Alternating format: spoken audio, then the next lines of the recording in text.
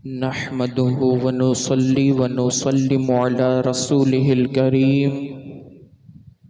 أما بعد فأعوذ بالله من الشيطان الرجيم بسم الله الرحمن الرحيم إذ يقول لصاحبه لا تحزن إن الله معنا صدق اللہ مولانا العظیم وبلغنا رسوله النبی الامین الکریم ونحن على ذلك لمن الشاہدین والشاکرین والحمد للہ رب العالمین۔ حاضرین مسجد و سامعین محترم، السلام علیکم ورحمۃ اللہ وبرکاتہ۔ پڑھیے الصلاۃ والسلام علیک یا رسول اللہ، الصلاۃ والسلام علیک یا حبیب اللہ، الصلاۃ والسلام علیک یا نبی اللہ، وعلى آلك وصحابك يا نور الله صلی اللہ تعالی علیہ وسلم۔ جو حضرات سنت پڑھ کر فارغ ہو چکے ہیں ان سے گزارش ہے کہ وہ باہر نہ بیٹھے بلکہ اندر تشریف لے آئے۔ رسول گرامی وقار صلی اللہ تعالی علیہ وسلم کے پیارے دیوانوں، گزشتہ جمعہ میں آپ حضرات نے امیر المؤمنین خلیفۃ المسلمین حضرت سیدنا ابو بکر صدیق رضی اللہ تعالی عنہ کے فضائل سماعت فرمائے۔ جیسا کہ ہم اور آپ جانتے ہیں کہ کل کا دن گزار کر اتوار کا دن 22 تاریخ مسلمانی جمادی الاخری کی 22 تاریخ کو حضرت سیدنا ابو بکر صدیق رضی اللہ تعالی عنہ کے وصال کا دن ہے۔ اسی مناسبت سے حضرت سیدنا صدیق اکبر رضی اللہ تعالی عنہ کے بارگاہ میں خراج عقیدت پیش کرنا ہے، اس لیے کچھ کلمات آپ حضرات کے سامنے پیش کروں۔ کس طریقے سے حضرت امیر المؤمنین سیدنا صدیق اکبر رضی اللہ تعالی عنہ کا وصال ہوا اور وصال کے وقت کیا پرکیف ماحول تھا، ان ساری چیزوں کو سیرت کے اوراق میں سمیٹنا ہے۔ میرے پیارے آقا صلی اللہ تعالی علیہ وسلم کے پیارے دیوانوں، اللہ قرآن پاک کے اندر صدیق اکبر رضی اللہ تعالی عنہ کے حوالے سے آیت مبارکہ کے اندر ارشاد فرماتا ہے اذ یقول لصاحبہ لا تحزن ان اللہ معنا، جب اپنے یار سے فرماتے تھے کہ غم نہ کھا، بے شک اللہ تبارک و تعالی ہمارے ساتھ ہے، تو اپنے یار سے فرماتے تھے، اس سے مراد صدیق اکبر رضی اللہ تعالی عنہ کی ذات بابرکت ہے۔ وضاحت کے ساتھ اللہ تبارک و تعالی نے صدیق اکبر کے حوالے سے اس آیت پاک کے اندر ارشاد فرمایا۔ میرے پیارے آقا صلی اللہ تعالی علیہ وسلم کے پیارے دیوانوں، اب چونکہ وصال کے حوالے سے کچھ گفتگو کرنا ہے تو وصال کے اسباب مختلف بیان کیے گئے ہیں، لیکن حضرت عبداللہ بن عمر رضی اللہ تعالی عنہما نے بیان فرمایا ہے کہ حضرت ابو بکر صدیق رضی اللہ تعالی عنہ کے وصال مبارک کی اصل وجہ، جو خاص وجہ ہے، وہ یہ ہے کہ آقا کریم صلی اللہ تعالی علیہ وسلم کا اس دنیا سے پردہ فرمانا، اس کے غم کی وجہ سے حضرت صدیق اکبر رضی اللہ تعالی عنہ کا بھی وصال ہو گیا۔ اصل وجہ یہ تھی کہ اپنے یار کی جدائی صدیق اکبر سے برداشت نہ ہوئی، بس محبوب صلی اللہ علیہ وسلم کی جدائی کے غم کے اندر میں وہ بیمار پڑ گئے اور اسی بیماری کے اندر ان کا وصال ہو گیا۔ اب وصال سے پہلے کچھ وصیت بھی صدیق اکبر نے فرمائی ہے۔ اپنی بیٹی ام المؤمنین حضرت عائشہ صدیقہ رضی اللہ تعالی عنہا سے صدیق اکبر نے فرمایا کہ میرے پاس بیت المال کی ایک اونٹنی اور ایک پیالہ ہے، اور ان دونوں چیزوں کو حضرت عمر فاروق اعظم کے پاس بیت المال میں جمع کرا دینا، اور جو وظیفے کا روپیہ میں بیت المال سے لیتا تھا، ایک زمین ہے میرے پاس، اسے بیچ دینا اور اس کے مال سے بیت المال میں روپیہ جمع کرا دینا اور سارا مال لوٹا دینا۔ آپ کے حکم کے مطابق اونٹنی اور پیالہ اور وظیفے کی رقم جو ہے وہ بیت المال میں جمع کرا دی گئی۔ حضرت عمر فاروق اعظم رضی اللہ تعالیٰ عنہ رو پڑے اور کہا اللہ تعالیٰ ابو بکر پر رحم فرمائے، اور وہ بعد والے خلیفہ کو سخت مشقت میں ڈال گئے ہیں۔ یہ سارا ماجرا اور یہ وصیت سن کر عمر فاروق اعظم کو تعجب ہوا اور وہ رو پڑے، اور اپنے بارے میں فرماتے ہیں کہ وہ صدیق اکبر اپنے بعد والے خلیفہ کو مشقت میں ڈال گئے ہیں، یعنی اس قدر جو ہے وہ ایمانداری برتتے اور اتنا صدیق تھے، اتنے سچے اور امانت دار تھے کہ عمر فاروق اعظم تعجب کے اندر پڑ گئے۔ میرے پیارے آقا صلی اللہ تعالی علیہ وسلم کے پیارے دیوانوں، حضرت ابو بکر صدیق رضی اللہ تعالی عنہ نے فرمایا کہ رات کے آخری حصے میں محو خواب تھا، بستر پر لیٹا ہوا تھا کہ خواب کے اندر میں نے دیکھا کہ میرے آقا صلی اللہ تعالی علیہ وسلم کے دیدار پر انوار سے میں مشرف ہوا، یعنی خواب میں حضور رحمت عالم صلی اللہ تعالی علیہ وسلم تشریف لائے، اور حضور صلی اللہ تعالی علیہ وسلم نے مجھ سے سلام فرمایا اور مصافحہ کا مشرف بخشا، اور اپنا نورانی ہاتھ میرے سینے پر رکھا جس سے میرا اضطراب دور ہو گیا۔ پھر آقا کریم صلی اللہ تعالی علیہ وسلم نے فرمایا اے ابو بکر، ہمیں تم سے ملنے کا شوق بہت ہے، کیا اب بھی وقت نہیں آیا کہ تم میرے پاس آ جاؤ؟ یہ وصال سے پہلے کی بات میں آپ کو عرض کر رہا ہوں۔ صدیق اکبر فرماتے ہیں کہ میں ایک رات خواب میں تھا کہ خواب میں آقا کریم صلی اللہ تعالی علیہ وسلم کا دیدار ہوا، مجھے سلام فرمایا، مصافحہ کیا، اور میرے سینے پر ہاتھ اپنا نورانی رکھا کہ جس سے میرا اضطراب دور ہو گیا، اور آقا کریم صلی اللہ علیہ وسلم مجھ سے ارشاد فرماتے ہیں اے ابو بکر، مجھے تم سے ملنے کا شوق ہے، کیا ابھی بھی وہ وقت نہیں آیا کہ تم میرے پاس آ جاؤ؟ حضرت ابو بکر صدیق فرماتے ہیں کہ میں خواب میں بہت رویا۔ صدیق اکبر فرماتے ہیں میں خواب ہی کی حالت میں بہت رویا، اور حضرت ابو بکر صدیق کے رونے کی آواز کو سن کر کے گھر والے بھی رونے لگے۔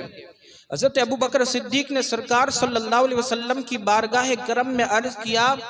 کہ آپ جسے چاہیں خلیفہ مقرر فرما دیں، تو سرکار صلی اللہ تعالی علیہ وسلم نے فرمایا کہ عمر فاروق اعظم کو خلیفہ مقرر کر دیا جائے کہ جو صادق اور قوی بھی ہے اور زمین اور آسمان میں نیک بھی ہے۔ میرے پیارے آقا صلی اللہ تعالی علیہ وسلم کے پیارے دیوانوں، یہ اور کوئی خلیفہ نہیں بنا رہا۔ کسی کو اپنا خلیفہ کوئی امام بناتا ہے، کسی کو اپنا خلیفہ کوئی ولی بناتا ہے، لیکن قربان جائیں صدیق اکبر عمر فاروق اعظم کی عظمت پر کہ اگر ان کو کسی نے خلیفہ بنایا تو پوری کائنات کے رسول رحمت عالم صلی اللہ تعالی علیہ وسلم نے خلیفہ بنایا۔ اور صرف اتنا ہی نہیں بلکہ فرماتے ہیں آقا کریم صلی اللہ علیہ وسلم نے فرمایا کہ آسمان اور زمین میں عمر فاروق اعظم سے زیادہ اور کوئی نیک نہیں ہے۔ آپ ان کی بزرگی اور ان کی عظمت کا اندازہ اسی بات سے لگا سکتے ہیں، آسمانوں میں بھی نیک بتایا اور زمین کے اندر بھی نیک بتایا۔ میرے پیارے آقا صلی اللہ تعالی علیہ وسلم کے پیارے دیوانوں، پھر صدیق اکبر فرماتے ہیں کہ آقا کریم صلی اللہ علیہ وسلم نے مجھے سلام کیا، اور پھر حضرت جبریل علیہ السلام اور حضرت میکائیل علیہ السلام نے بھی مجھے سلام کیا اور کہا کہ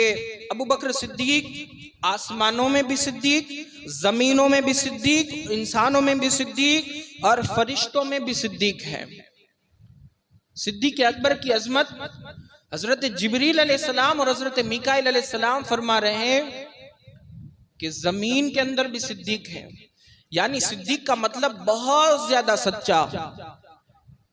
زمین کے اندر بھی بہت زیادہ سچے ہیں،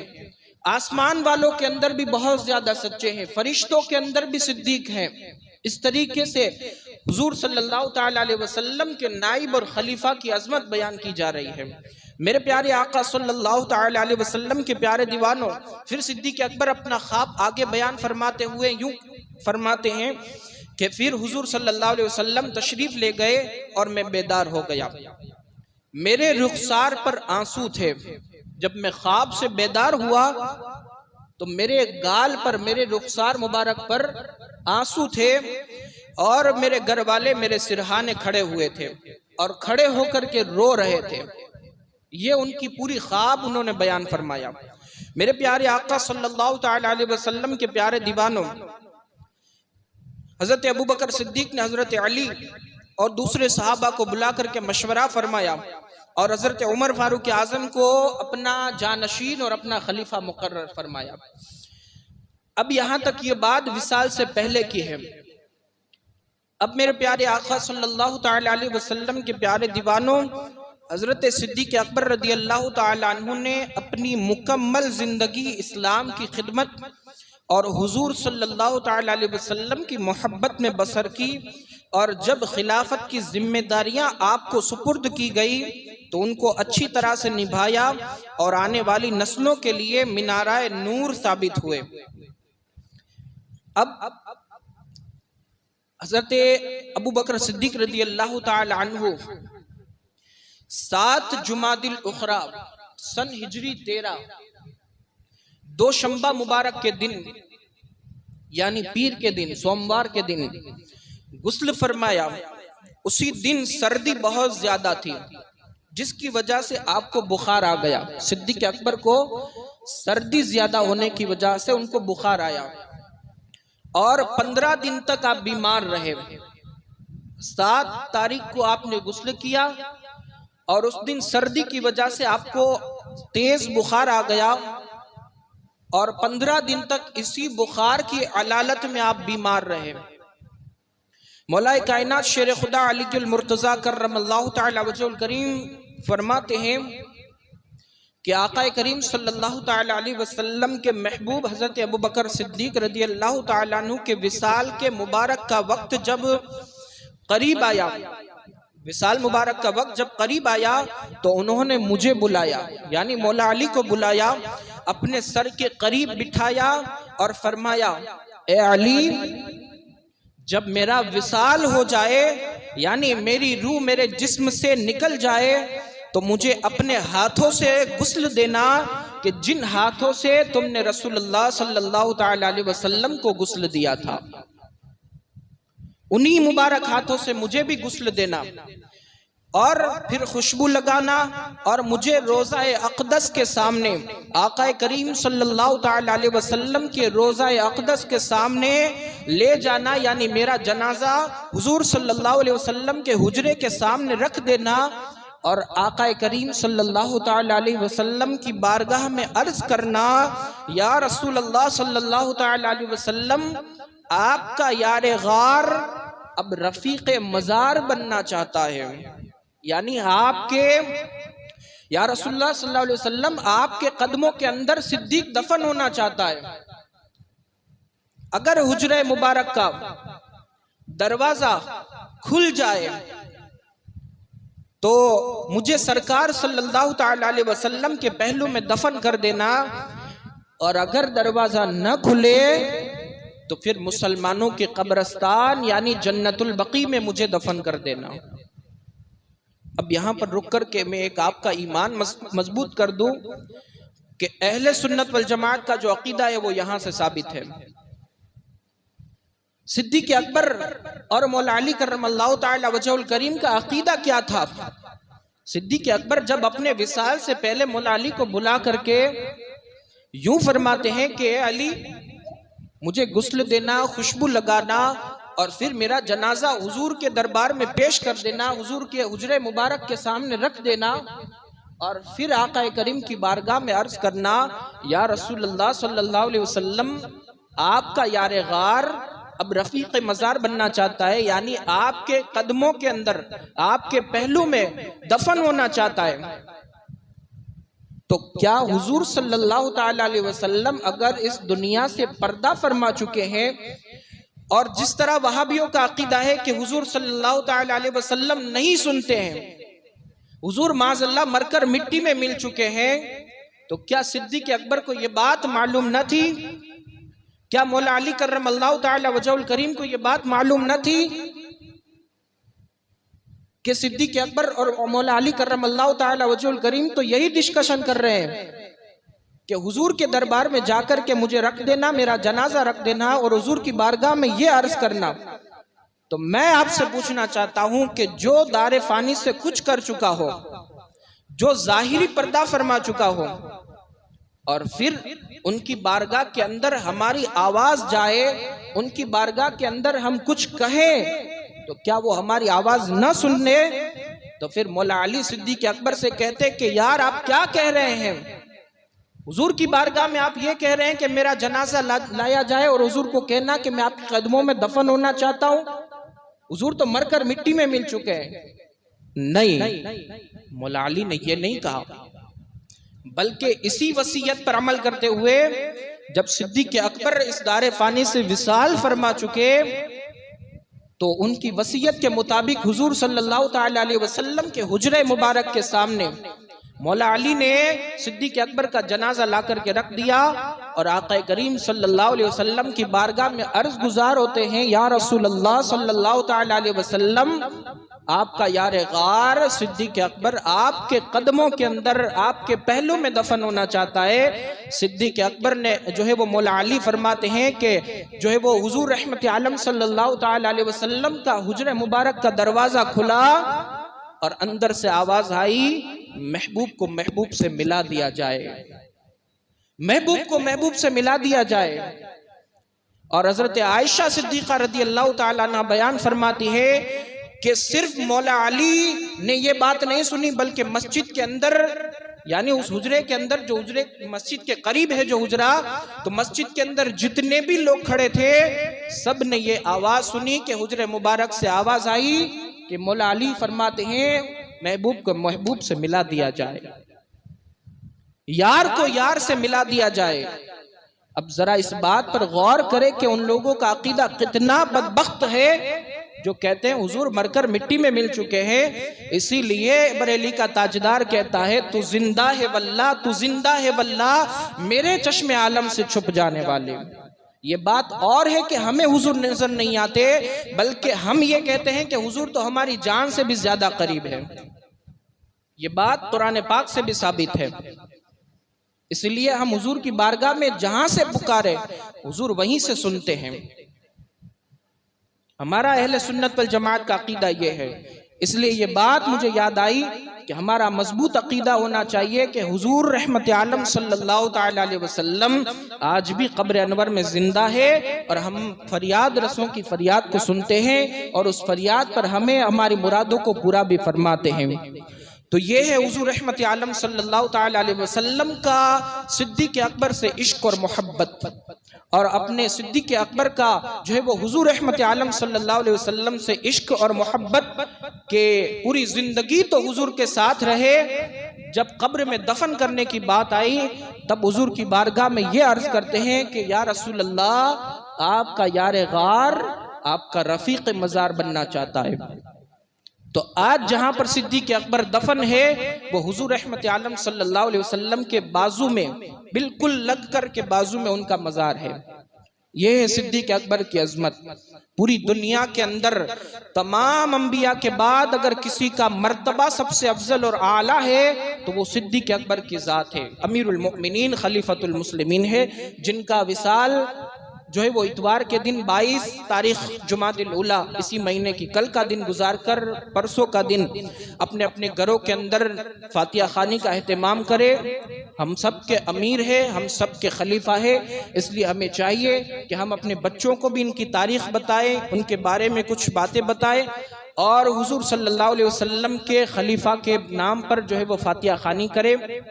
اللہ تبارک و تعالی ہم سب کو صدیق اکبر کے فیضان سے مالا مال فرمائے، ان کے نقش قدم پر چلنے کی توفیق عطا فرمائے، اور اللہ تبارک و تعالی کی بارگاہ میں دعائے مالک و مولا کہنے سننے سے زیادہ عمل کی توفیق عطا فرمائے۔ دوران گفتگو اگر کوئی لغزش یا خامی ہو اللہ اپنے پیارے حبیب کی نالین کے صدقے میں اسے معاف فرمائے۔ استغفر اللہ ربی من کل ذنب واتوب الیہ وما علینا الا البلاغ۔ السلام علیکم ورحمۃ اللہ وبرکاتہ۔ تمام حضرات کھڑے ہو کر صفوں کو درست کر لیں۔